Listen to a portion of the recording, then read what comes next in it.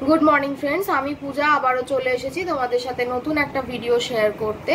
তো আজকের ভিডিওর বিষয়বস্তুটা একটু অন্যরকম হতে চলেছে। আজকে কোনো নার্সিং সংক্রান্ত ভিডিও আমি তোমাদের সাথে শেয়ার করব না। তো ভিডিওর বিষয়বস্তু কি হতে চলেছে সেটা তোমরা নিশ্চয়ই ভিডিও টাইটেল দেখে বুঝতে পেরেছো। তো আজকের ভিডিওটা ভালো লাগলে অবশ্যই লাইক কমেন্ট শেয়ার করবে।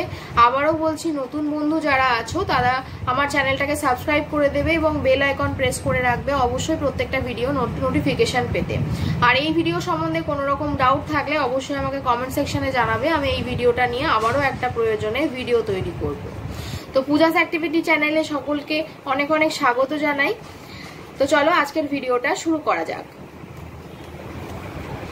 তো আজকে যে নতুন স্কিমটার কথা বলবো সেটা হচ্ছে central government scheme for job aspirant. তো এর আগেও তোমরা অনেকগুলো স্কিমের কথা জেনেছো, যেমন হচ্ছে আয়ুষ্মান ভারত প্রকল্প, স্বচ্ছ ভারত অভিযান, সেরকম এটাও একটা। তারপর কৃষক যোজনা। তো এটা হচ্ছে একটা নতুন স্কিম যেখানে সরকারের যে মেন উদ্যোগ সেটা হচ্ছে বেকার যুবক যুবতী যারা আছে তাদেরকে প্রশিক্ষণের মাধ্যমে কর্মদক্ষ করে তোলা। তো কর্মদক্ষ করে তোলার জন্য কি করছে না, একটা ট্রেনিং এর ব্যবস্থা করেছে। সেই ট্রেনিংটার জন্য তোমাদেরকে আবেদন করতে হবে যারা যারা ইচ্ছুক আছো। তো এক্ষেত্রে আমি ভিডিও ডিটেলসে সমস্ত কিছু বলে দেব যে আবেদন করার জন্য কোন কোন ডকুমেন্টস লাগছে সেগুলো আমি ইন ডিটেলস বলে দেব। ভিডিওটা পুরোটা ফলো করতে থাকবে, স্কিপ করবে না। তো এক্ষেত্রে তোমাদের নতুন একটা সুযোগ কি থাকছে না, যারা ফিমেল আছো এবং যারা এদের মধ্যে হ্যান্ডিক্যাপ আছো তাদেরকে কিন্তু বয়সের একটা আলাদা সময়সীমা দেওয়া হবে। আর সাধারণ মানে বাকিরা যারা আছো তাদেরকে 18 থেকে 35 বছর পর্যন্ত একটা সময়সীমা দেওয়া হচ্ছে।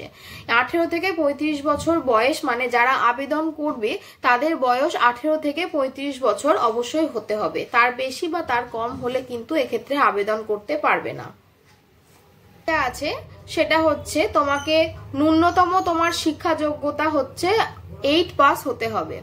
তো তাহলে এখানে যারা যারা আবেদন করছো তাদেরকে কিন্তু অবশ্যই 8 পাস দেখাতে হবে, মানে ন্যূনতম শিক্ষা যোগ্যতা।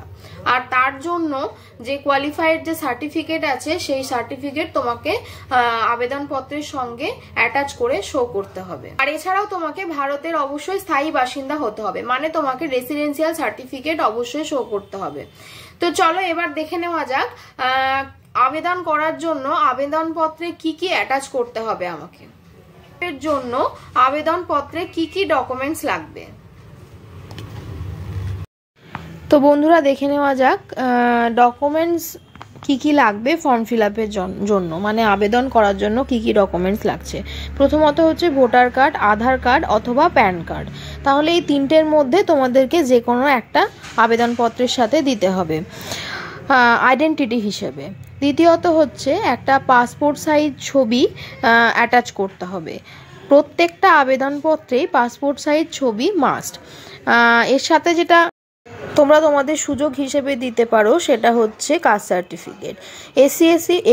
এসসি এসটি এবং ওবিসি এই তিনটে সার্টিফিকেট যদি কারোর থেকে থাকে যে কোনো একটা, তাহলে সেক্ষেত্রে তোমরা আবেদনপত্রের সঙ্গে এটাও অ্যাটাচ করবে।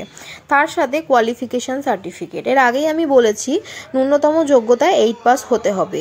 8 পাস মানে যার যেরকম কোয়ালিফিকেশান থাকবে সেই কোয়ালিফাইড সার্টিফিকেট তোমাদেরকে অ্যাটাচ করতে হবে আবেদনপত্রের সঙ্গে। এছাড়াও বায়োডেটা সহ সমস্ত বয়সের প্রমাণ, মানে হচ্ছে মাধ্যমিকের অ্যাডমিট কার্ড অথবা বার্থ সার্টিফিকেট যে কোনো একটা সাবমিট করতে হবে বয়সের প্রমাণ হিসেবে। তো এই ডকুমেন্টসগুলো আবেদনপত্রের সাথে তোমাদেরকে অবশ্যই জমা দিতে হচ্ছে। আবেদনপত্র জমা করার যে নির্দিষ্ট ডেট সেটা আমি ডেসক্রিপশন বক্সে লিংক দিয়ে দেব, সেই লিংকে গিয়ে তোমরা দেখে নেবে এবং সাবমিট করে দেবে। তো আশা করব তোমরা আমার ভিডিওর বিষয়বস্তু বুঝতে পেরেছো। তো আবেদনপত্রের শেষ তারিখ কবে এবং কবে থেকে শুরু এইগুলো হচ্ছে তোমাদেরকে আমি ডেসক্রিপশন বক্সের লিংক দিয়ে দেব, এখান থেকে তোমরা সমস্ত কিছু জানতে পারবে। তো চলো ভিডিওটা যদি ভালো লেগে থাকে অবশ্যই লাইক করবে, সমস্যা থাকলে আমাকে কমেন্টের মাধ্যমে জানাবে এবং বন্ধুদের সাহায্যের জন্য প্রচুর শেয়ার করো। তো চলো আজকের মতন ভিডিওটা শেষ করা যাক, দেখা হচ্ছে নেক্সট ভিডিওতে, টাটা।